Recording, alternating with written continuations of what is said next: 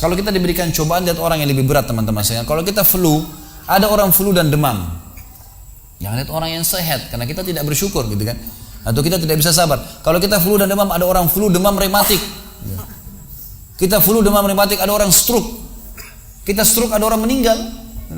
Maksimal mati gitu kan. Baik, ada orang yang lebih berat daripada kita, maka kita selalu bisa menjalani kehidupan gitu kan. Harus begitu memang konsepnya. Dan kata para ulama, manusia ada 3 tingkatan. Allahu Rabbi wal Islam dini wa Muhammadan Rasulullah.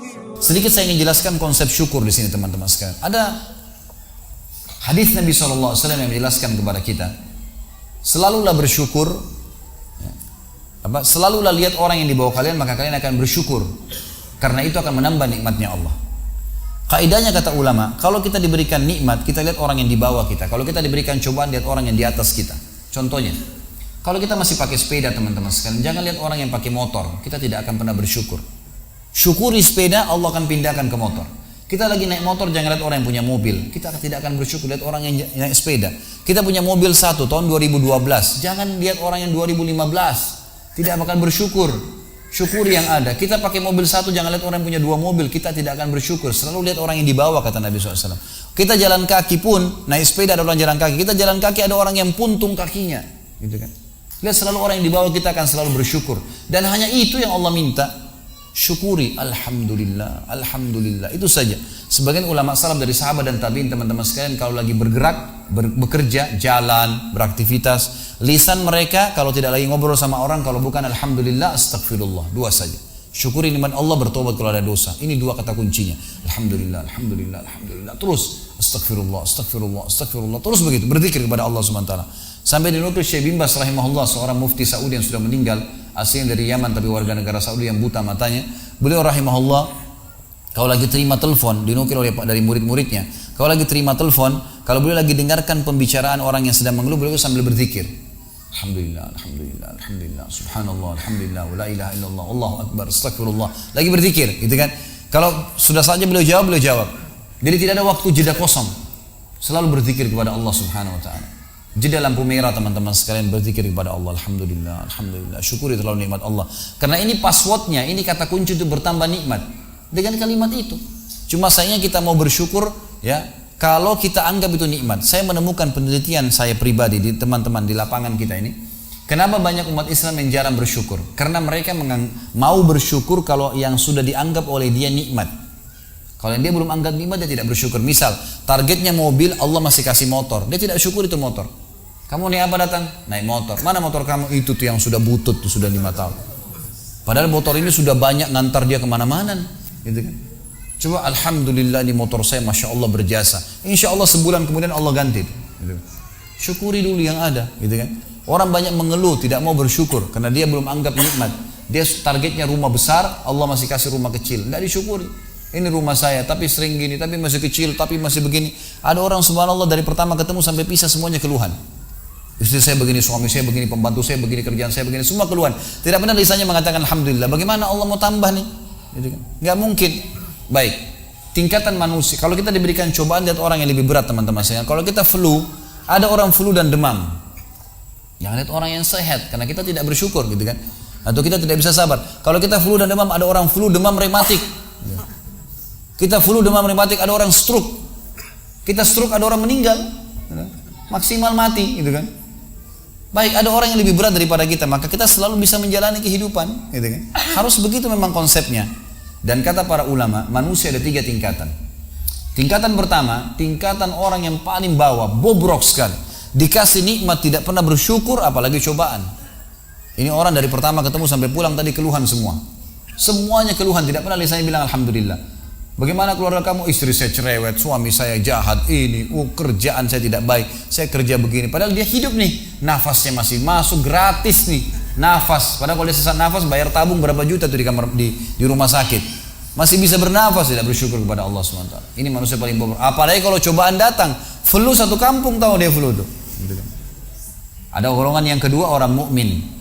Ini standar. Kata Nabi SAW, ajaban di amri mu'min. Sungguh mengagumkan perkara orang mukmin. Wala yakunu dzalika illa lil mu'min. Dan itu tidak dimiliki kecuali orang beriman. In asabahu sarra syakar wa in asabahu dharra sabar. Kalau dia diberikan nikmat dia bersyukur, kalau diberikan cobaan dia bersabar. Udah. Dan sabar ini teman-teman sekalian tangkap definisi dari saya. Sabar itu bukan elus dada duduk manis, salah. Indonesia suka itu sabar ya disuruh duduk. Bukan, salah. Sabar itu kata ulama adalah menerima takdir Allah lalu ikhtiar cari jalan keluarnya. Itu sabar. Kita bangun pagi sakit nih, flu. Terima dulu takdirnya Allah. Allah lagi coba saya. Lalu ikhtiar minum obat. Itu sabar namanya. Jadi bukan sabar duduk manis. Ya sudahlah nanti Allah sembuhin kalau enggak bisa. Ini harus difahamin ya. Standar orang yang standar adalah orang mukmin tadi. Ada orang yang di atasnya.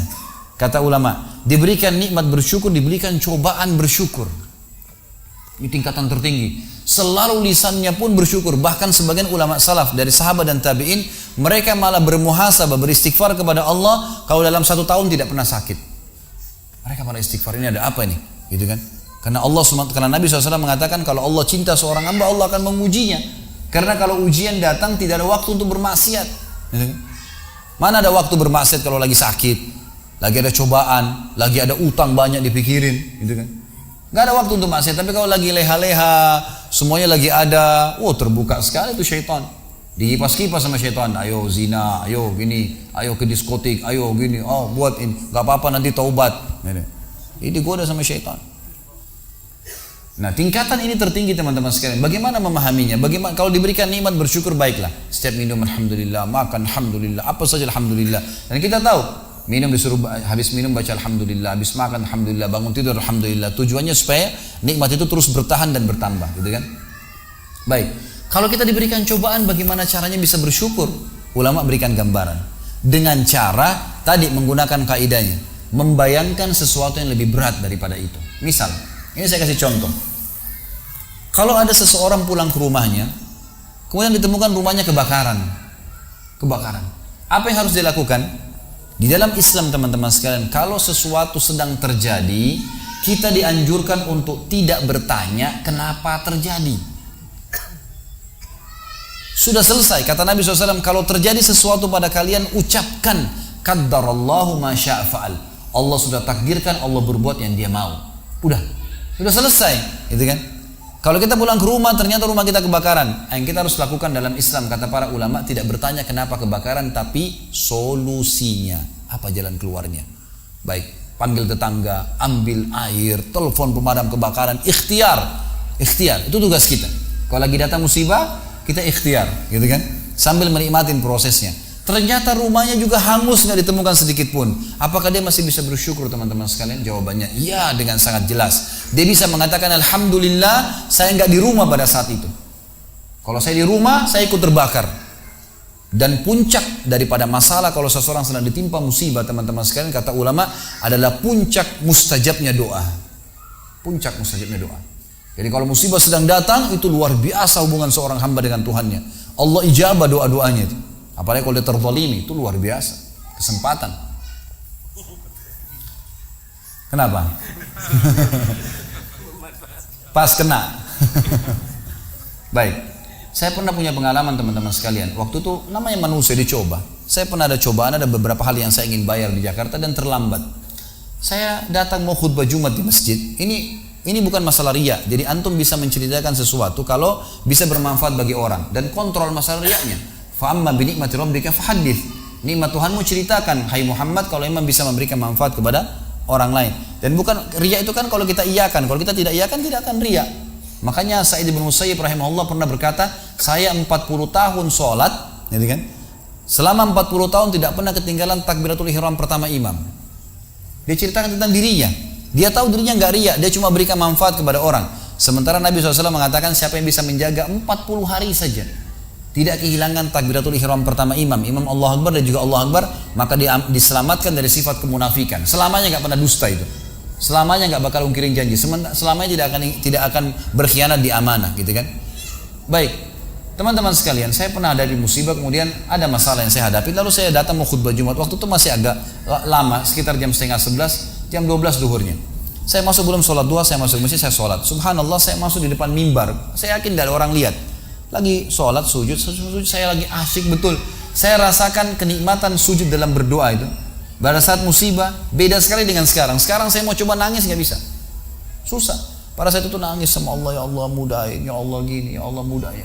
Kita enak sekali kayak lagi curhat sama Allah gitu. Merasa nikmat, sampai rasanya nggak mau angkat kepala dari sujud nih. Selesai salam, subhanallah, saya duduk sambil mau baca surah Al-Kahfi di hari Jumat. Rupanya antara mimbar dengan tembok masjid ada celah sedikit. Ada satu bapak rambutnya putih sekali. Dia memang jemaah masjid saya, selalu hadir di pengajian di situ. Di sebuah kampus di Jakarta Timur. Kemudian dia masuk ke depan mimbar lalu dia bilang, Ustadz, saya mau tanya, Ustadz sudah pernah susun belum doa-doa yang sering dibaca di khutbah Jumat? Saya pengen tahu dari Al-Quran. Saya bilang, belum Pak, belum susun sampai sekarang. Tapi insya Allah satu waktu kalau Allah mudahin saya susun gitu. Ternyata bukan itu yang dia mau tanyakan. Dia bilang, Ustadz saya mau tanya, tadi Ustadz saya sempat lihat sujud, kok lama? Lagi baca apa Ustadz gitu? Saya bilang, enggak Pak, saya lagi ada masalah sama Allah. Saya curhat sama Allah, enak, merasa nyaman, cuma itu saja gitu. Lalu dia bilang, ini seperti peringatan Allah dari lisan dia, dari Allah melalui lisan orang ini. Orang tua sudah rambutnya putih semua, mungkin umurnya 85 tahun, 90 tahun, tua sekali orang itu. Dia mengatakan, Ustadz perlu tahu, saya sampai rambut saya seputih ini belum pernah saya rasakan nikmatnya sujud seperti itu. Saya berharap saya bisa sujud dan menangis seperti itu. Berharap satu kali saja seumur hidup saya. Saya lalu tiba-tiba berkata, subhanallah, kayak Allah sedang sampaikan kepada saya, kalau saya tidak timpakan musibah ini padamu, hai Khalid, kau tidak akan rasakan nikmat itu sujud. Gitu kan. Jadi musibah tuh datang kepada kita sebuah hal yang luar biasa. Musibah bisa disyukurin, gitu kan? Alhamdulillah, kita harus mengatakan begitu. Teman-teman, ada hal-hal yang kadang-kadang kita anggap buruk, tapi sebuah nikmat dari Allah Subhanahu wa taala. Saya kasih contoh. Lapar misalnya, haus, capek.